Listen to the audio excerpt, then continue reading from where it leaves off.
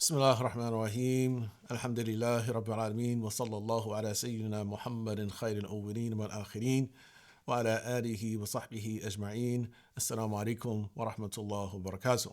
Allah subhanahu wa ta'ala says in the Holy Quran, وَلَوْ شَاءَ رَبُّكَ لَجَعَلَ النَّاسَ أُمَّةً وَاحِدَةً وَلَا يَزَالُونَ مُخْتَلِفِينَ إِلَّا مَنْ رَحِمَ رَبُّكَ وَلِذَلِكَ خَلَقَهُمْ. If your Lord so willed, He would have made mankind one people, but they will remain at variance except those upon whom your Lord bestows mercy, and for that He created them. This verse suggests that God created people to differ, but it also suggests that we were created to receive His mercy. Muslim exegetes underscore this ambiguity. The first view, however, is strengthened by the prophetic tradition, which states that unity is a mercy and disunity is a punishment. Al-jama'atu rahma wal furqatu adhab.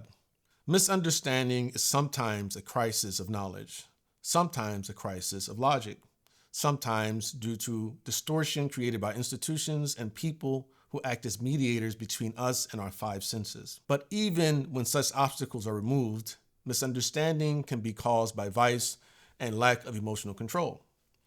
Pride can be an obstacle to understanding. The same can be said of fear, passion, anger, and hatred.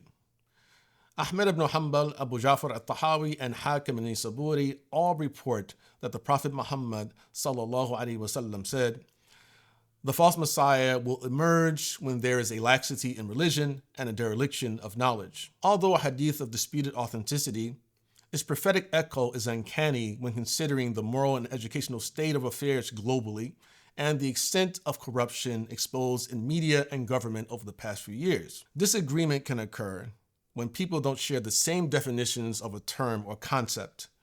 They may differ over the nature of evidence and the sources of claims. Stating that a particular teaching originates from the Quran or Bible won't necessarily convince a Christian, Jew, or Muslim of its truth.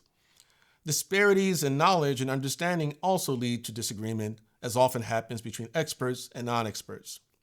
It happens when interlocutors have different moral assumptions. When we differ, we often feel that we and our opponents live in alternate realities, and reality is foundational to all factual assessments. Few would challenge the suggestion that the five senses are the most reliable sources of information. For if I smell, taste, touch, see, or hear it, who could possibly convince me otherwise? However, when information is mediated by a newscaster and historical accounts are determined by the research and framing of a filmmaker, the factually uninformed become vulnerable to manipulation, misrepresentation, and brainwashing. Ijtihad, an Arabic word, means to exert one's full effort.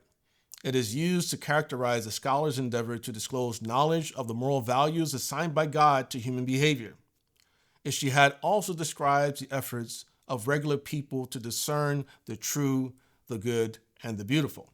It takes effort to navigate ethical dilemmas in choosing between different options, in settling disputes, in selecting the best arguments, and most importantly, in discerning fact from fiction. Where is the Qibla? Has the sun set? Has the month begun? These are all questions any Muslim can answer with the right amount of knowledge, effort, and critical reflection.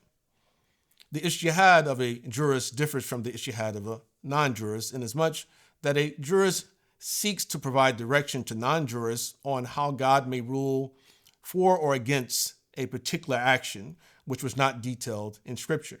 The ijtihad of the non-jurist, on the other hand, entails the decision to apply speculative judgments in real-life situations. We are most at risk when someone else stands between us and our senses. This is when a greater burden is placed upon our rational faculties.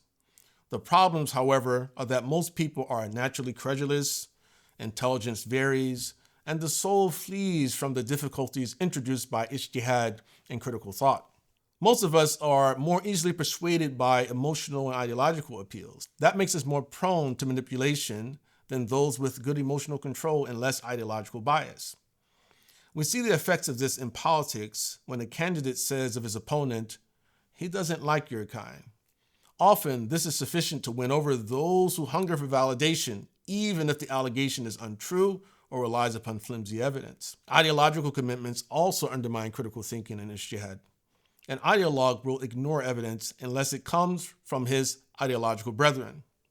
The ideologue will only read books and watch newscasts approved by the authorities of his faction. Is it Al-Ghazali or Ibn Taymiyyah? Is it CNN or Fox? Is it Middle East Eye or the Khalij Times? Is it from a Republican or a Democrat? Years of poor education and indoctrination into a particular mindset make liberation from faulty assumptions extremely difficult. Many are familiar with what scholars call the maqasid of the Sharia, or the objectives of Islamic law. Rather than being traditional sources of jurisprudential knowledge, they serve as tools for navigating ethical dilemmas. Any injunction cited in Scripture can be classified under one or more of these objectives. They are the protection of faith, life and bodily integrity, sanity, property, progeny, and honor. There is some disagreement about the order of priority between these objectives and interests.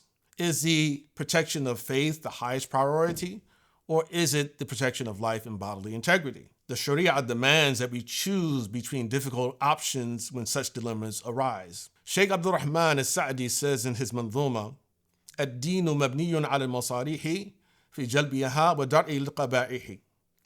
The religion is built upon the extraction of benefits and the repulsion of harms. فإن تزاحم عدد المصالح يقدم الأعلى من المصالح. So if several benefits are in conflict, the highest of benefits are to be preferred. وضده تزاحم المفاسد يرتكب الأدنى من المفاسد. And its opposite is conflict between harms. The lesser of harms is to be embraced. It has been said that the first casualty of war is the truth. If true, this means when warring factions secure control over the centers of power projection like media, they will work assiduously to ensure that viewers consume and digest their propaganda. This is often done through lies of both commission and omission. Being an official authority is a powerfully persuasive position. And when combined with the cultural influence of entertainers and athletes, such initiatives can cause revolutions without a shot ever being fired. This is why the American community activist Saul Alinsky said, "He who controls language controls the masses." According to Andrew Breitbart, politics is downstream from culture. Malcolm X once said, "The media is the most powerful entity on earth. They have the power to make the innocent guilty and to make the guilty innocent, and that's power because they control the minds of the masses." He also said, "If you're not careful, the newspapers will have you hating the people who are being oppressed and loving the people who are doing the oppressing." This shows that even with the best facts available, truth can be distorted by processes operating in and outside the body. Our thoughts, emotions, passions, and environments influence our choices. They can also skew reality if we don't have good mastery over these factors. Not even scientists and medical experts escape theoretical bias. Depending on who you ask, vaccines are either God's greatest gift to humanity or they contribute great harm to the human body. Either germs are the primary cause of illness, or other factors like bad diet, lack of exercise, sleep, vitamin deficiencies, and toxins are the things that make us sick. In such debates, non-experts like us are left with the choice. Either we choose a side or we do our own research. Neither choice is ideal, but the best outcomes are often the result of some effort, not blind allegiance to the people we trust. Trust is the linchpin of mediated claims. Credulity corresponds to the level of authority we confer to the sources we embrace. Experience, expertise, transparency, honesty, and moral integrity are qualities integral to the spread of trust. They are the greatest tools of persuasion we have in our rhetorical arsenal. Rather, they are the tools of trust. Society runs on trust. Without it, the social political order would collapse. So it should not be surprising to hear that the Prophet Muhammad ﷺ said when speaking of the signs of the end times, أَوْلُ مَا يُرْفَعُ مِنَ النَّاسِ الْأَمَانَةِ. The first thing to be removed from humanity is trust. The expertise and experience of a claimant instill confidence in his ability to carry out the task assigned to him. Moral integrity mitigates suspicion over whether the claimant would perpetrate a fraud or swindle. Perhaps no one knows the value of integrity and expertise better than politicians and businessmen. This is why they either assail the moral integrity or expertise of their competitors to win over supporters and customers. When undermining credibility becomes a major task, competitors often resort to fabrication and distortion. While important, one should remember that there are degrees to expertise.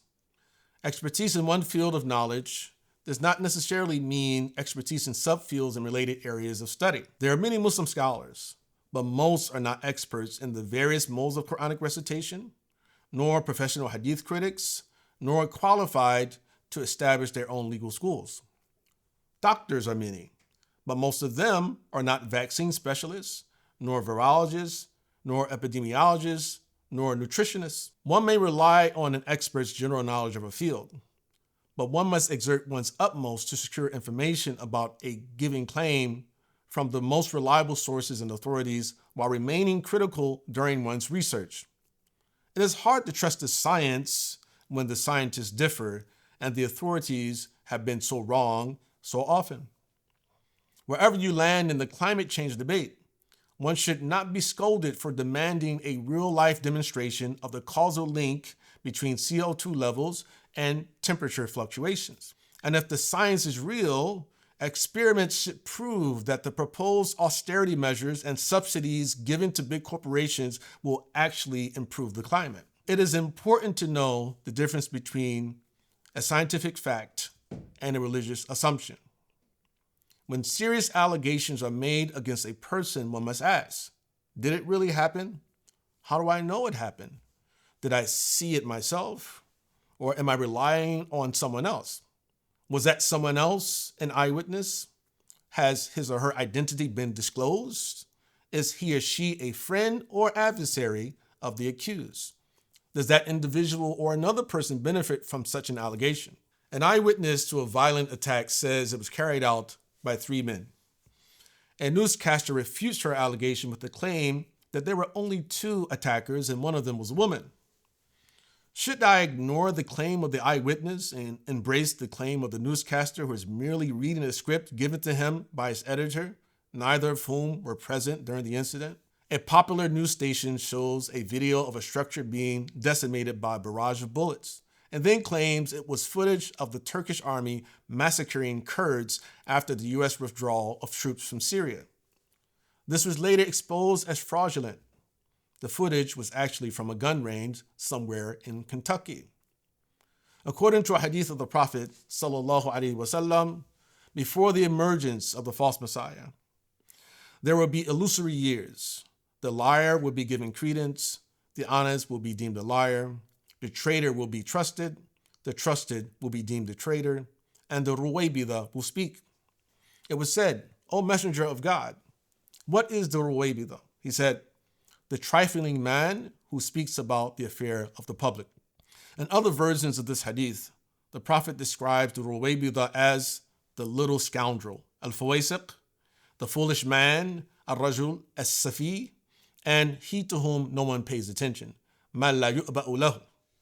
The term Ruwaybida, I believe, applies to many online influencers who provide no real benefit to humanity, as well as entertainers, newscasters, and actors whose professions demand that they read scripts provided to them by those who pay their salaries. They scandalize the public with their words, reports, and antics. They are trifling, foolish little scoundrels who none would pay attention to had they not been given a platform by the real architects of culture. These are the people who are willing to lie and spread chaos for a living due to the high salaries they receive. Then, as technology evolves, we can expect to see more and more attempts to shape our reality. How can I be certain that the recording I just saw or heard was not a deep fake of the individual being exposed? The more ideological one is and the less God-fearing, the higher the likelihood for creating and spreading false narratives. Jurists, like scientists, seek to disclose knowledge not immediately known. Jurists seek to disclose knowledge of the divine will using scripture and rational sources. Scientists seek to disclose the nature of things using empirical and rational methods. The nature of the results differ inasmuch that the byproduct of the jurist's efforts remains speculative, while the results of employing the scientific method are presumed to be objective. All seek to discover coherent patterns which link their subjects under study to their putative predicates and predictive outcomes. Both are involved in ijtihad and exert significant effort. The same can be said of the rest of us, who endeavor to choose the best opinions among jurists and scientists whenever they do not reach consensus. We are constantly faced with choosing between the lesser of two harms, the better of two benefits, or the soundest of two opinions, especially when those choices may have a significant impact on our lives or the lives of others. We will not always get it right. We will sometimes be duped, and we will still sometimes errantly share fake news. Our job, however, is to remain vigilant and honest with ourselves and with others. The liberal arts are ancient tools for accessing the higher disciplines of human well-being. They also serve as keys to unlocking the subtleties of Quranic exegesis, the prophetic tradition, Islamic jurisprudence, and other sciences. Knowing their potential could mean the difference between falling victim to vicious manipulation or benign persuasion. The liberal arts are the lifeblood of human socialization, and they are often employed by cultural architects for domination. In politics, film, media, the visual arts, and advertising, the persuasive art of rhetoric is often misappropriated to deceive rather than to liberate. Sophistry prevails over logic.